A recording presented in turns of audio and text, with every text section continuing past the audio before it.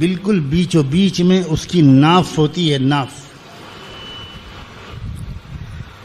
اور بہت دلچسپ بات یہ ہے کہ ناف ہی سے انسان کا بچہ پیدا ہوتا ہے اور ناف ہی سے اس کو غذا ملتی ہے.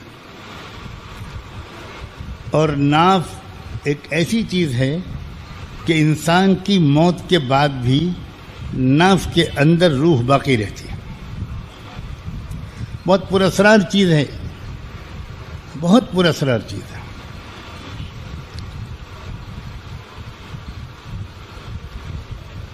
سینکڑوں بیماریوں کا علاج صرف ناف میں تیل ڈالنے سے ہوتا ہے. سینکڑوں بیماریوں کا علاج. ایک صاحب تھے جن کی نسیں سوکھ گئی تھیں اور پلاسٹک سرجنوں کے ہاتھ میں وہ پڑ گئے تھے. تو اللہ ڈاکٹروں سرجنوں کے ہاتھ میں پڑنے سے بچائے. بڑے دل سے آمین کہا ہے آپ نے. کافی بھگت چکے ہیں آپ. عام طور پر اتنے دل سے ہر دعا پر آمین نہیں کہتے لوگ، لیکن تجربے کار اور ستائے ہوئے مظلوموں کا مجمع ہے. اور امید ہے دو چار ظالم بھی یہاں بیٹھے ہوں گے،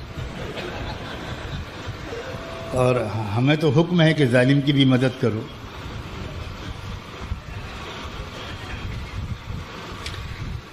تو ان کو کسی نے مشورہ دیا کہ بھائی یہ سر سے پیر تک کتنی نسوں کا آپریشن کراؤ گے، کیا کیا کرو گے، تم ناف میں صرف دن میں 2 بار یا وہ بھی نہ کر سکو تو رات میں سوتے وقت تیل ڈال دیا کرو.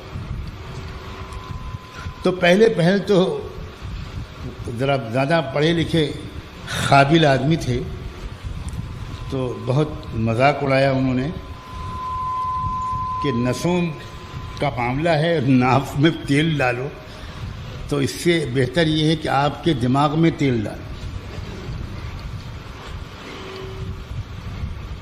انہوں نے کہا میں اپنے دماغ میں روزانہ 200 گرام تیل ڈلوا لوں گا، تم اپنی ناف میں 15 گرام تیل ڈال دیا. اتنی بات مان لی. اور یہ بالکل تازہ ترین واقعہ ہے کچھ سالوں پہلے کا. انہوں نے ناف میں تیل ڈالنا شروع کیا اور اپنی جوانی کے مقابلے میں زیادہ جوان ہو گئے. سب کیا سسٹم ہے خدا کا کہ ناف میں اللہ تعالیٰ نے یہ صلاحیت رکھی ہے کہ جب ناف میں تیل ڈالا جاتا ہے تو وہ ناف میں سگنل پہنچتا ہے دماغ سے کہ فلاں نس میں تیل کی کمی ہے، یعنی وہ سکڑ گئی ہے، سمٹ گئی ہے، سوکھ گئی ہے، تو وہاں سے وہ تیل سیدھے وہیں پہنچتا ہے. یہ انسان بھی عجب بیوقوف مخلوق ہے. یہ کمپیوٹر جیسی چیز کو دیکھ کر بہت حیران رہتا ہے. کیا چیز بنا دی ہے کمپیوٹر بنانے والوں نے.